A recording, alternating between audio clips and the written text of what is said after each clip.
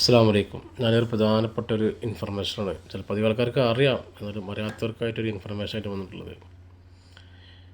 എൻ്റെ കൂടെ വർക്ക് ചെയ്യുന്നൊരു ബിഹാരി, ആ ബിഹാരിയുടെ ഒരു നാട്ടുകാരനായ ഒരാൾ നാട്ടിൽ നിന്ന് കുറച്ച് മരുന്നുകൾ പാർസൽ അയച്ചിരുന്നു. അങ്ങനെ ഇവിടെ പോസ്റ്റൽ ഓഫീസിൽ വന്നു അത് കളക്ട് ചെയ്യാൻ നിൽക്കുമ്പോൾ അവിടെ പോലീസ് വന്നു. അവരോട് ആ മരുന്ന് ചെക്ക് ചെയ്തിട്ട് അവർ അറസ്റ്റ് ചെയ്തുകൊണ്ടുപോയി. അപ്പോൾ ഇത് പറഞ്ഞിട്ടാണ് എനിക്ക് ഈ ഒരു ബിഹാരി എനിക്ക് മെസ്സേജ് അയച്ചത്. എൻ്റെ കൂടെ വർക്ക് ചെയ്യുന്ന അതിന് വർക്ക് ചെയ്തിരുന്ന ആൾ ഇപ്പോൾ വർക്ക് ചെയ്യുന്നില്ല.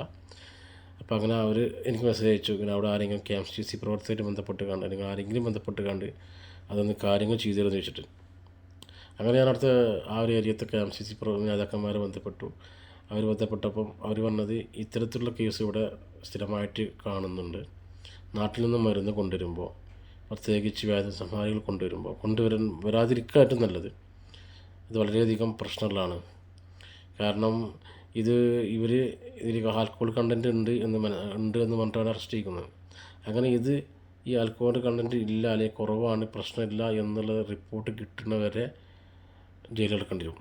ഇനി അഥവാ ഇത് ആൽക്കഹോൾ കണ്ടൻറ്റ് കൂടുതലാണ്, ഇപ്പോൾ ഡോക്ടർ അങ്ങനെയാണ് കൂടുതലാണെന്ന് അറിഞ്ഞാൽ ഇവിടുത്തെ ഡോക്ടർ പരിശോധിച്ചിട്ട് ഇയാൾക്ക് ഈ ഒരു മരുന്ന് ആവശ്യമാണ് എന്ന് തെളിഞ്ഞാൽ മാത്രം പുറത്ത് വരാൻ പറ്റുള്ളൂ.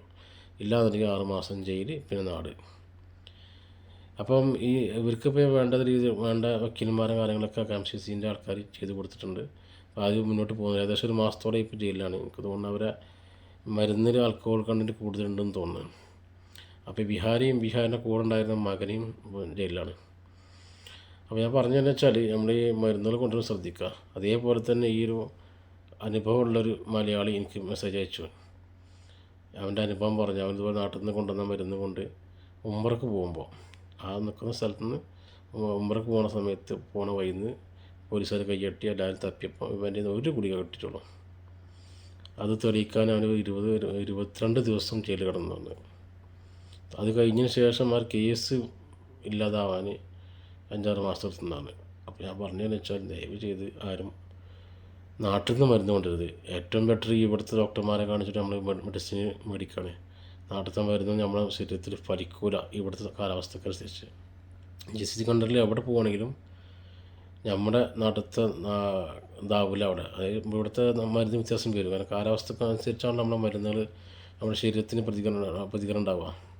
ആ പ്രതിരോധ ശേഷി നമ്മുടെ കാര്യങ്ങളൊക്കെ ഉണ്ടാവുക. അപ്പോൾ അതുകൊണ്ട് മാക്സിമം നാട്ടിൽ നിന്നും മരുന്ന് കൊണ്ടുവരാം, അതായത് ഇവിടുത്തെ മരുന്നുകൾ ഉപയോഗിക്കാൻ നോക്കുക. അപ്പോൾ ഈ ഒരു അറിവ് നിങ്ങൾക്ക് നല്ലതായി തോന്നിയിട്ടുണ്ടെങ്കിൽ ഷെയർ ചെയ്യുക. അതുപോലെ എൻ്റെ വീഡിയോസ് ലൈക്ക് ചെയ്യുക.